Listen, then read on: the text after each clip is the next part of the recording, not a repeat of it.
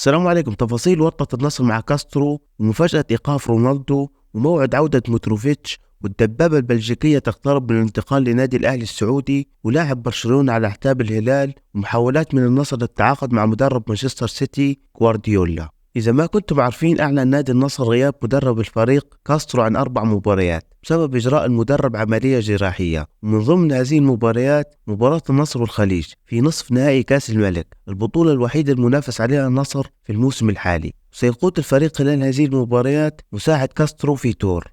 وبعد أنباء إيقاف رونالدو لأكثر من مباراة بعد طرده في مباراة الهلال بشكل رسمي، لم تصدر لجنة العقوبات أي عقوبة إضافية ضد الأسطورة كريستيانو رونالدو، وبالتالي سيعود الأسطورة للمشاركة مع النصر أمام الخليج في الدوري. وفي مفاجأة من العيار الثقيل، أعلن مهاجم الهلال متروفيتش عن عودته وتعافيه من الإصابة بعد 8 أيام. والسبب وراء العودة السريعة للاعب من الإصابة أن متروفيتش يتمرن من الساعة 8 صباحا حتى الساعة 5 مساء، وبالتالي سيكون متروفيتش جاهز لمباراة الاتحاد في نصف نهائي كأس الملك. وحسب الصحفي التركي أكرم كونور، لوكاكو مرشح بقوة للانتقال لنادي الأهلي السعودي. في حال نجحت إدارة الأهلي بالتعاقد مع الدبابة البلجيكية سيكون بديل لفيرمينيو. وحسب صحيفة ريليفو، البرازيلي رافينها يقترب من مغادرة برشلونة، واللاعب خيار مطروح ليكون بديل لميشيل في الهلال. لكن الهلال حاليا يسعى للتعاقد مع لاعب عالمي كخيار أول، ورافينيا سيكون خيار ثاني على طاولة الهلال. وفي مفاوضات من العيار الثقيل، أعلنت صحيفة ريلفو قرر مدرب مانشستر سيتي غوارديولا مغادرة الفريق في نهاية الموسم، ونادي النصر سيحاول بكل قوة للتعاقد مع المدرب، لكن من المؤكد سيواجه النصر صعوبة في إقناع المدرب، خاصة أن غوارديولا مطلوب من أقوى أندية أوروبا.